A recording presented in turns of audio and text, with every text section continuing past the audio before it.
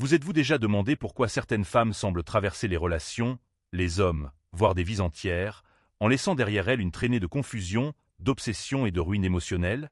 Ce n'est jamais simplement une question d'amour. Ce n'est jamais uniquement une histoire de lien. Il y a quelque chose de plus profond à l'œuvre, quelque chose de plus sombre, que peu osent évoquer, car cela révèle une vérité inconfortable et dérangeante sur le désir féminin. Une vérité cachée non seulement aux hommes, mais souvent aux femmes elles-mêmes. Vous pensez peut-être que ce n'est qu'un jeu. Vous croyez que c'est une question de malchance. Vous vous dites, elle a changé. Ce n'est plus la personne que j'ai connue. Mais les signes étaient là, sous vos yeux, dès le début. Et lorsqu'on examine ces dynamiques à travers le prisme de la psychologie jungienne, en explorant les forces inconscientes qui influencent l'attirance, la séduction et le rejet, une réalité troublante apparaît. Ce n'était jamais personnel. Ce n'était jamais à propos de vous. C'était à propos d'un vide intérieur, une faim psychologique qui opère silencieusement, se nourrissant d'attention, de reconnaissance, de pouvoir émotionnel. Et lorsque cela ne suffit plus, elle passe à autre chose. Et voici ce qui est le plus cruel, ce n'est même pas conscient. C'est instinctif. C'est l'ombre, cette facette du psychisme féminin que l'on préfère ignorer. C'est cette part qui explique pourquoi certaines femmes semblent toujours recommencer. C'est pourquoi son nombre de partenaires semble infini. Dans cette vidéo, nous allons décoder les mécanismes inconscients derrière ce schéma, comment le désir féminin, influencé par l'instinct, les blessures non guéries et l'ombre psychique, alimente un cycle que la plupart préfèrent taire. Mais si vous l'avez vécu, vous le reconnaissez. Ce besoin profond, ce vide masqué sous le désir une fois révélé, on ne peut plus l'ignorer. Il y a une vérité que l'on ne vous a jamais dite sur le désir féminin, une vérité que les discours modernes évitent soigneusement. Non pas parce qu'elle est fausse, mais parce qu'elle dérange. Elle ne rentre pas dans les récits idéalisés de romance, d'égalité et de sentiments. Lorsque Carl Jung a plongé dans l'âme humaine, il a mis en lumière une vérité que beaucoup refusent de voir. Chaque individu porte en lui une ombre inconsciente, une partie cachée, faite d'impulsions refoulées, de besoins non comblés et de désirs que l'on ne veut pas reconnaître. Dans la psyché féminine, l'un des aspects les plus incompris de cette ombre est la faim. Pas une faim physique. Pas seulement un désir sexuel. Mais une soif complexe de validation, d'importance, d'admiration et d'absorption émotionnelle, une faim qui, laissée sans conscience, devient une machine insatiable, qui consomme sans jamais être rassasiée. Ce n'est pas une question de cruauté. Ce n'est pas un mal volontaire. Ce n'est même pas une manipulation consciente, la plupart du temps. Et c'est précisément ce qui rend cette dynamique si dangereuse, elle est automatique. La psyché féminine contient un archétype que Jung appelait le féminin dévoreur. On le retrouve dans les mythes, les contes et les symboles religieux à travers les âges. La sirène, la séductrice, la femme fatale, la mère obscure, des figures qui attirent, absorbent, puis s'éloignent. Non parce qu'elles sont maléfiques, mais parce que ce modèle vit dans l'inconscient collectif comme une réponse à un vide intérieur, à des blessures non intégrées et à la quête interminable d'une complétude venue de l'extérieur. Mais voici le paradoxe. Cela ne fonctionne jamais. Aucune validation n'est suffisante. Aucune attention ne remplit le vide. Et ainsi, le cycle recommence encore et encore. La vérité, c'est que cela n'a jamais vraiment concerné un homme en particulier.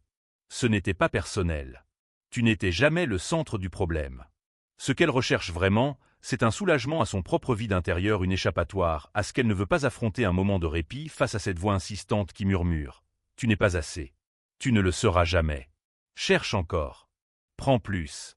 Nourris-toi. » Mais comme boire de l'eau salée pour étancher sa soif, plus elle consomme, plus elle a soif. C'est pourquoi tant d'hommes se retrouvent brisés, désorientés, mis de côté, tentant de comprendre ce qui a changé, pourquoi la chaleur a disparu, pourquoi la tendresse s'est transformée en distance, et pourquoi la présence est devenue absence. Ce n'était pas un accident. Ce n'était pas une erreur. C'était le scénario inconscient qui se rejouait, encore une fois. Le plus tragique, c'est que la plupart des femmes n'ont même pas conscience de ce schéma. Cela agit en coulisses. C'est le jeu de l'ombre. Jung expliquait que la seule façon d'échapper à l'emprise de l'ombre est de la rendre consciente, la reconnaître, la nommer, l'intégrer. Mais combien de fois cela arrive-t-il? Combien de personnes, hommes ou femmes, osent vraiment se regarder dans le miroir de leur inconscient? Il est bien plus facile de rejeter la faute. C'est lui. Il est devenu ennuyeux. C'est de sa faute. Il a changé. Ou, côté masculin, je n'étais pas à la hauteur. J'aurais dû faire plus. Ces deux pensées sont fausses. Ce sont des récits de l'inconscient pour éviter une vérité plus dérangeante. Cette fin n'a jamais eu quoi que ce soit à voir avec toi.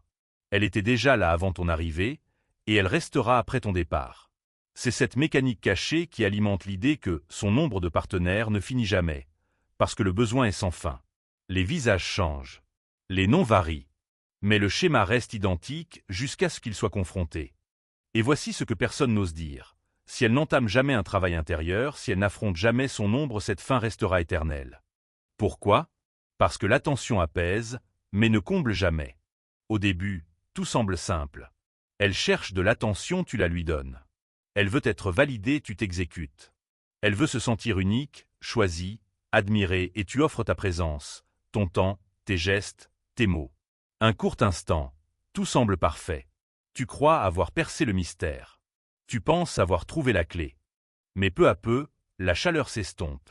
L'attention qui lui faisait briller les yeux ne suscite plus rien. Ce qui la rapprochait devient insignifiant. Et tu commences à douter. Que ai-je mal fait? Pourquoi ça ne suffit plus?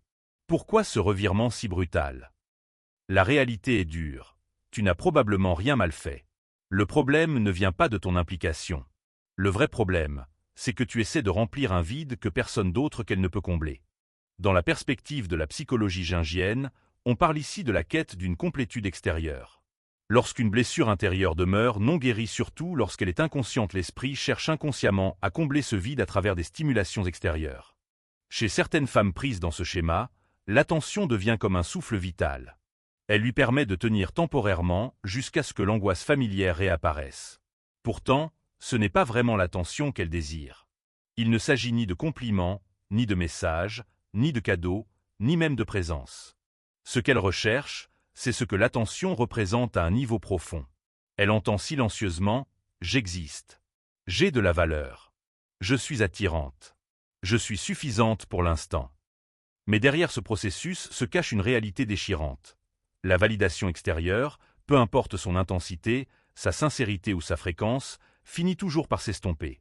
Le cerveau humain s'adapte. Ce qui semblait unique devient banal. Ce qui enthousiasmait devient lassant, voire oppressant. La stimulación diminue. L'excitation disparaît. Ce qui apportait de la joie finit par provoquer de l'agacement. C'est alors que beaucoup d'hommes prononcent cette phrase « elle a changé ». Mais en réalité, elle n'a pas changé. L'euphorie s'est dissipée. L'illusion s'est effondrée. La distraction intérieure n'opère plus. Et cette même voix intérieure revient hanter « ce n'est plus suffisant. Il faut autre chose ». C'est là que la distance s'installe. La chaleur s'éteint. Le lien émotionnel se relâche. L'affection devient évitement. Le plus troublant, elle-même ne sait souvent pas pourquoi. Elle pense que quelque chose a changé. Elle croit peut-être que tu es devenu différent. Ou que la magie s'est évaporée. Mais au fond, ce n'est que l'ancien vide non résolu qui refait surface. Jung avait compris cela avec acuité. L'inconscient cherche constamment à fuir la douleur intérieure. Et son mécanisme favori est de chercher à l'extérieur ce qui devrait être travaillé à l'intérieur. Mais cela ne dure jamais. On ne peut pas remplir un manque interne avec ce qui vient de l'extérieur. Aucun homme, aussi attentionné, stable ou aimant soit-il, ne pourra combler le vide d'une femme déconnectée d'elle-même. Aucun effort, aussi sincère soit-il, ne suffira tant qu'elle n'aura pas confronté ses blessures profondes. Et voici la vérité difficile à entendre. Cette quête d'attention n'a jamais vraiment été dirigée vers l'homme devant elle. Ce n'était pas lui. Ni celui d'avant. Ni celui qui viendra ensuite. C'était une tentative désespérée d'échapper au vide intérieur, en absorbant l'énergie extérieure, affection, admiration, reconnaissance, comme si cela pouvait un jour suffire. Et quand cette attention perd de son effet, l'inconscient se remet en quête. Une nouvelle cible, un nouveau regard, une autre source de validation. Pas par méchanceté. Pas par cruauté. Mais parce que l'ombre agit ainsi lorsqu'elle est ignorée. Quant aux hommes laissés derrière, ils restent là, désorientés, rejetés, tentant de comprendre où ils ont fauté. Mais la réponse n'a jamais été à propos d'eux. Ce n'était pas toi. C'était ce vide que personne d'autre ne pouvait remplir. C'est le mécanisme psychologique sous-jacent derrière l'expression. Son nombre de partenaires ne s'arrête jamais, car lorsque l'attention apaise mais ne comble jamais, la quête ne prend jamais fin. Le cycle séduction-rejet, décrypté, un schéma profondément enraciné dans l'inconscient féminin, influence des comportements que peu osent nommer. Pourtant, il se manifeste partout dans ces relations qui commencent dans la passion, l'obsession, l'admiration, puis se transforment en distance, froideur et rejet. Ce qui commence par une intensité émotionnelle, un lien fort et une admiration sincère, finit souvent dans le silence, le retrait affectif, voire la disparition soudaine. Ce n'est ni un hasard, ni une coïncidence. C'est un automatisme psychologique qui fonctionne sous le seuil de la conscience. Dans la perspective jungienne, c'est l'ombre à l'œuvre, un programme inconscient qui dirige en silence, non pas pour créer des liens profonds, mais pour combler provisoirement un vide intérieur par une stimulation extérieure. Tout commence avec la phase de séduction. L'énergie féminine semble alors magnétique, envoûtante, irrésistible. Son regard est intense, ses gestes pleins d'assurance, ses mots donnent l'illusion que vous êtes unique, important, choisi. C'est là que beaucoup d'hommes tombent rapidement, profondément. Cela semble magique, comme si c'était écrit.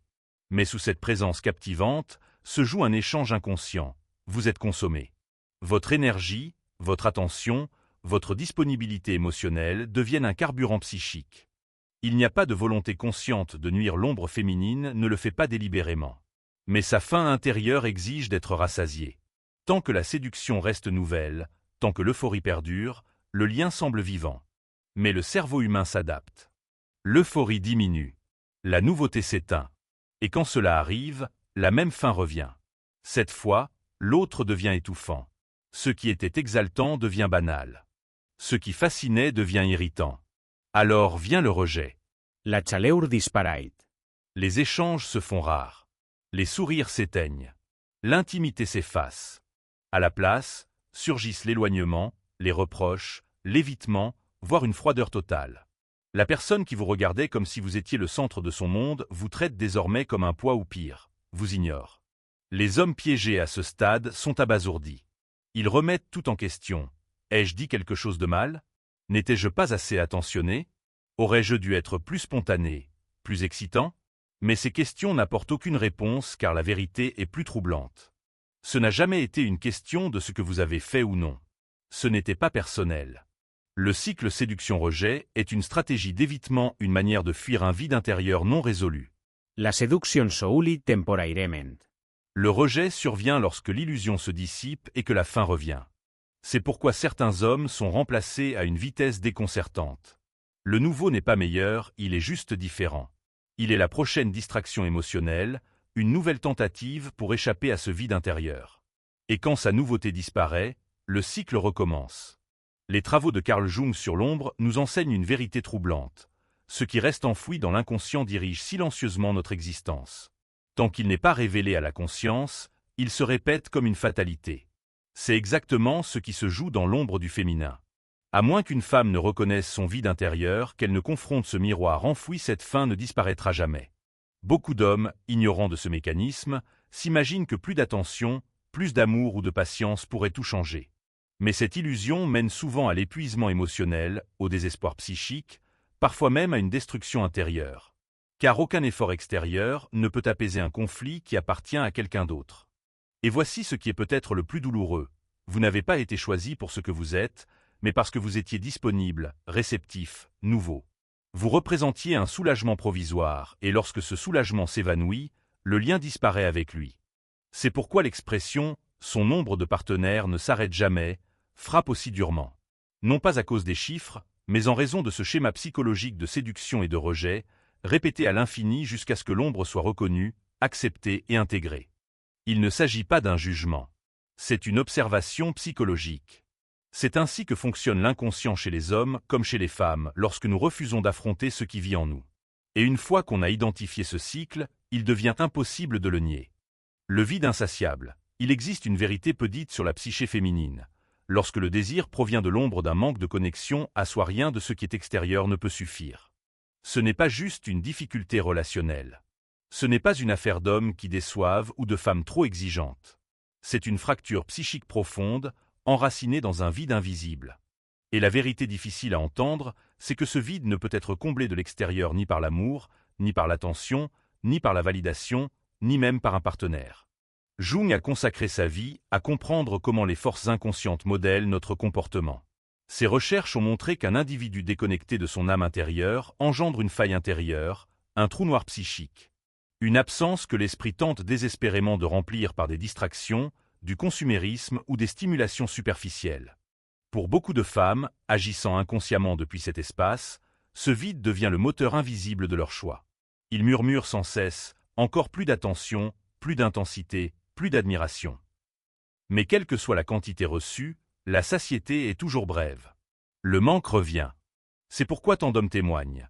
Peu importe ce que j'ai offert émotionnellement, physiquement, financièrement, spirituellement, ce n'était jamais suffisant. Et cela s'explique simplement.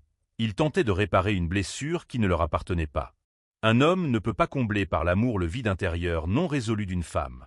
Tu peux être attentionné, présent, affectueux, généreux, cela ne suffira jamais pour quelqu'un dont la faim émotionnelle n'est d'un lieu que personne ne peut atteindre. Ce vide ne provient pas de l'absence d'un partenaire. Il ne résulte pas des comportements d'un homme. Il est enraciné dans une rupture avec son monde intérieur, une déconnexion avec soi-même, avec l'âme, avec l'être authentique caché sous les masques, les projections et les rôles imposés. Le plus troublant, c'est que l'ombre féminine a appris à camoufler ce vide pas seulement aux yeux des autres, mais aussi aux siens. Elle peut paraître sûre d'elle, indépendante, voire sexuellement affirmée. Mais derrière cette façade se cache une insatisfaction chronique, une agitation émotionnelle, un sentiment de vide impossible à combler. C'est une femme qui s'ennuie rapidement, qui se désintéresse sans raison claire, qui ne supporte pas la stabilité émotionnelle car la paix intérieure est trop silencieuse, trop calme. Et dans ce silence, le vide intérieur devient inévitablement visible. C'est pourquoi le drame devient une drogue. Le chaos l'excite. La chasse devient plus stimulante que la conquête. Car dans l'intensité émotionnelle, le silence du vide s'efface mais brièvement. Et il revient toujours. Voici la vérité difficile à accepter. Ce vide ne peut être comblé. Il doit être affronté. La guérison ne commence que lorsque la personne cesse de chercher à l'extérieur et entame le voyage intérieur, ce que Jung appelait le processus d'individuation, l'intégration de l'inconscient, le chemin vers l'unité intérieure. Tant que cette transformation n'a pas lieu, le schéma se répète. Le cycle séduction-rejet recommence sans fin. Les relations se consument. Les partenaires deviennent remplaçables. Et la femme reste prisonnière de sa propre faim inconsciente. C'est là que de nombreux hommes tombent dans un piège. Croire qu'en aimant plus, en faisant davantage, en changeant, ils pourront réparer quelque chose. Mais la vérité, c'est que ce n'est pas à eux de sauver. La douleur ne leur appartient pas. Ils ne sont qu'un refuge temporaire dans une guerre intérieure qui n'est pas la leur. Et voici ce que Jung nous enseigne de plus essentiel. Tant que le vide intérieur n'est pas reconnu, il reste sans fin. Tu pourrais lui offrir le monde, elle ressentirait encore un manque. Car ce qui manque n'est pas dehors. C'est en elle. Et aucun homme, aucune relation, aucun éloge extérieur ne pourra remplacer ce lien perdu avec soi-même. Voilà la réalité derrière l'expression « son nombre de conquêtes ne cesse d'augmenter, non pas à cause du nombre en soi, mais parce que la faim psychologique persiste jusqu'à ce qu'elle cesse de fuir son propre reflet. L'ombre ne peut être comblée par l'amour. Elle doit être intégrée. Et tant que ce n'est pas fait, le vide subsiste. Pourquoi la stabilité est perçue comme de l'ennui? C'est l'un des aspects les plus mal compris des relations amoureuses actuelles. Un paradoxe qui laisse de nombreux hommes perplexes. Vous faites tout comme il faut. Vous êtes présent, fiable, constant. Vous offrez de la sécurité émotionnelle, une présence rassurante, exactement ce que l'on dit que les femmes recherchent. Et pourtant, elle s'éloigne. Elle devient distante, froide, agacée, désengagée. En apparence, cela défie la logique. La stabilité ne devrait-elle pas favoriser l'amour, renforcer la confiance et la connexion? Être constant ne devrait-il pas lui offrir un sentiment de sécurité, de proximité et de sérénité? En théorie, oui.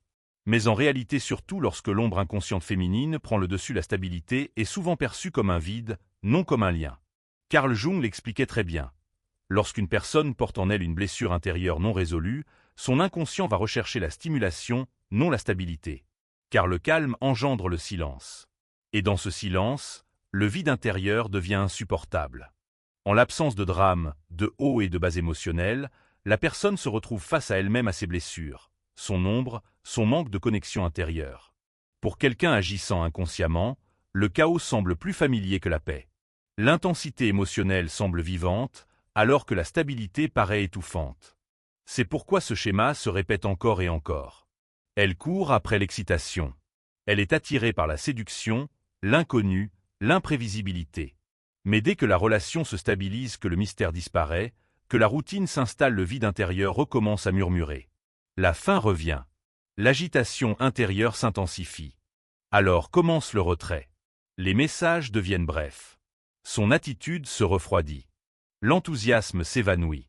L'homme qui la faisait sourire devient un poids, juste par sa simple présence. Les hommes se posent alors 1000 questions. Suis-je devenu trop prévisible? Trop gentil?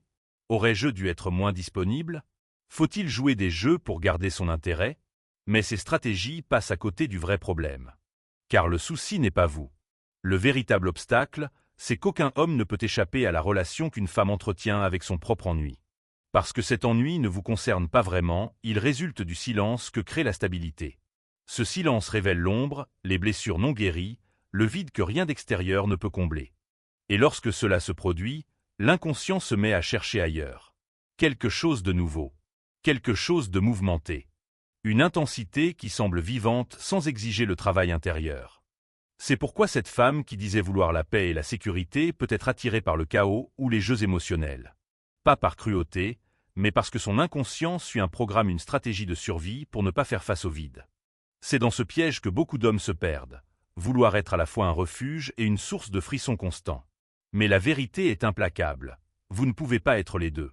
La stabilité et le chaos ne coexistent pas. Et vouloir devenir son cirque pour fuir son ennui ne fera que détruire votre propre paix.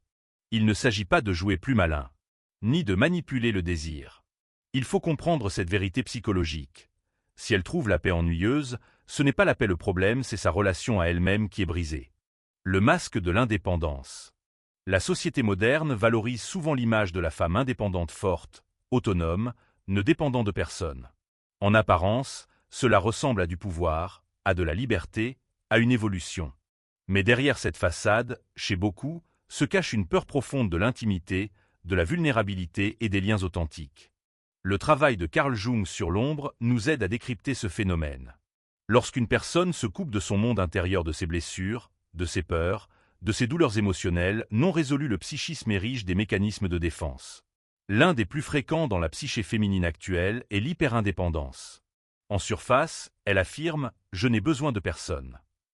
Mais dans son inconscient, une autre voix murmure « si quelqu'un me voit vraiment, il découvrira le vide que je cache ». L'indépendance devient alors un bouclier, une stratégie pour éviter l'exposition que demande l'intimité véritable. Car être intime, c'est se dévoiler. C'est accepter le silence, faire tomber les masques, affronter ce qui se trouve réellement en soi. Pour une personne dont l'ombre est nourrie de blessures telles que l'abandon, le rejet ou la trahison, l'intimité représente un danger. Plus quelqu'un s'approche, plus la peur inconsciente s'intensifie. Et alors, le réflexe de défense prend le dessus. L'indépendance n'est plus un choix, mais une compulsion. Et voici le paradoxe. Elle veut l'amour, mais en a peur. Elle cherche la proximité, mais la repousse. Elle aspire à une vraie connexion, mais la sabote dès qu'elle devient réelle. Parce que cette intimité menace de révéler le vide qu'elle tente désespérément de dissimuler. C'est pourquoi l'on observe des comportements contradictoires.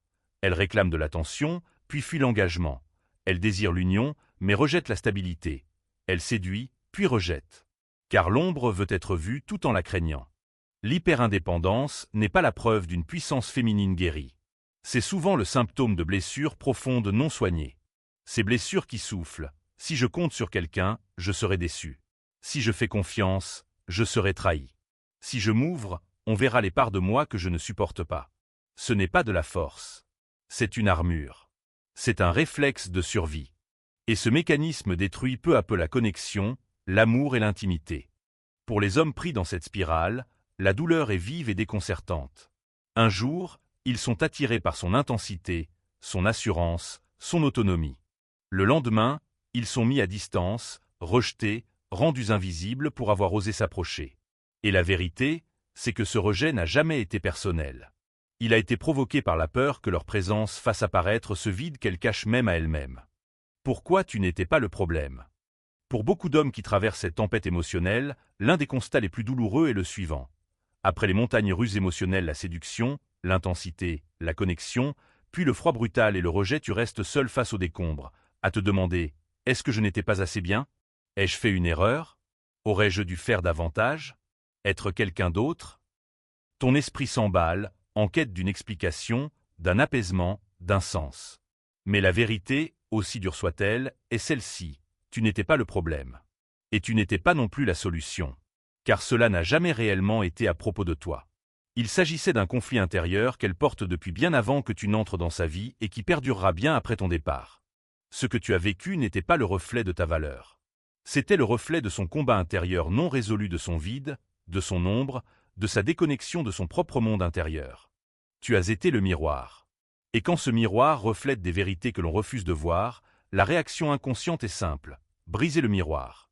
Voilà pourquoi l'homme qui s'investit davantage, qui aime plus fort, qui se plie en quatre, se retrouve souvent brisé. Le souci n'a jamais été ton dévouement. Le problème est que ton effort ne peut pas guérir une blessure qui ne t'appartient pas. L'attention que tu lui portais n'a pas suffi, non pas parce qu'elle était inadéquate, mais parce que ce n'était pas ce dont elle avait vraiment besoin. L'amour que tu lui as offert n'était pas défaillant, mais aucun amour ne peut combler l'absence d'amour-propre. En vérité, tu as été utilisé. Pas consciemment, pas avec malveillance, mais comme un pansement psychologique, une évasion momentanée d'une douleur intérieure qu'elle refuse d'affronter. En entrant dans sa vie, tu as incarné le pic émotionnel, l'apaisement temporaire, le refuge face à son propre reflet. Mais les illusions s'estompent, les dopamines s'effacent. Et lorsque cela arrive, ce qui l'a réconforté autrefois devient insupportable, non pas parce que tu as changé, mais parce que tu es resté assez longtemps pour que le masque tombe et que le vide réapparaisse. C'est alors que survient la mise à distance, le silence, la froideur, le rejet et l'effort brutal pour te faire croire, à toi comme à elle-même, que c'était toi le problème. Mais ce n'était pas le cas. Ça ne l'a jamais été. Carl Jung l'a dit avec justesse. Tant que vous n'aurez pas rendu l'inconscient conscient, il dirigera votre vie et vous appellerez cela le destin. Tu n'étais pas la défaillance. Tu étais le reflet, et c'est précisément cela qui la menaçait. Voici ce que personne ne vous dit vraiment. Reconnaître ce schéma ne suffit pas. La compréhension n'est que le début. Si vous ne commencez pas à explorer vos propres blessures inconscientes, vos propres zones d'ombre, vous continuerez à revivre la même douleur avec un visage différent. C'est exactement pour cela que j'ai conçu la méthode SIM, un outil concret basé sur le travail de l'ombre, l'intégration de soi et la pleine conscience. 5 minutes par jour peuvent suffire à transformer le chaos émotionnel en clarté et vous libérer enfin de ces cycles répétitifs. Le lien vers le livre numérique est disponible dans le commentaire épinglé. Car la véritable libération ne réside pas dans le fait de vouloir réparer les autres. Elle commence le jour où vous décidez de vous choisir, vous. Il existe une vérité brutale que peu osent affronter. Vous pouvez être l'homme le plus bienveillant, aimant et attentionné qu'elle ait rencontré, cela ne suffira jamais à combler quelqu'un qui ne se suffit pas à elle-même. Vous ne pouvez pas aimer quelqu'un au point de guérir son vide intérieur. Vous ne pouvez pas réparer ce qui était fracturé bien avant votre arrivée. Vous ne pouvez pas sauver quelqu'un qui refuse de mener le combat contre ses propres démons. Et le plus cruel, elle ne le réalisera peut-être jamais. Elle passera à un autre. Puis encore un autre. Chacun devenant une nouvelle échappatoire, une distraction temporaire, un homme de plus pris au piège du même cycle émotionnel, croyant, comme vous l'avez cru, que cette fois ce sera différent. Mais le vide reste. L'ombre subsiste. Le besoin ne disparaît pas. Car aucune quantité d'attention, d'affection ou d'admiration ne pourra jamais combler l'absence de lien avec son propre soi. Voici la vérité la plus difficile à avaler. Ce n'était jamais à propos de vous. Et ça ne le sera jamais. Vous étiez juste là, un reflet, une illusion, une solution provisoire. Mais le jour où vous en prenez conscience, tout change. Vous cessez de vous blâmer. Vous arrêtez de discuter avec un fantôme. Vous ne sacrifiez plus votre lumière pour soigner l'obscurité de quelqu'un d'autre. Vous comprenez enfin ce que personne ne vous avait dit. Le jour où vous arrêtez de courir après ce qui est brisé est le jour où vous réalisez que vous ne l'étiez jamais, vous. Et si cette vérité vous semble dure, sachez ceci, elle recommencera. Encore. Et encore. Et encore. Car tant qu'elle ne se confrontera pas à elle-même, son désir ne sera qu'un vide déguisé en amour.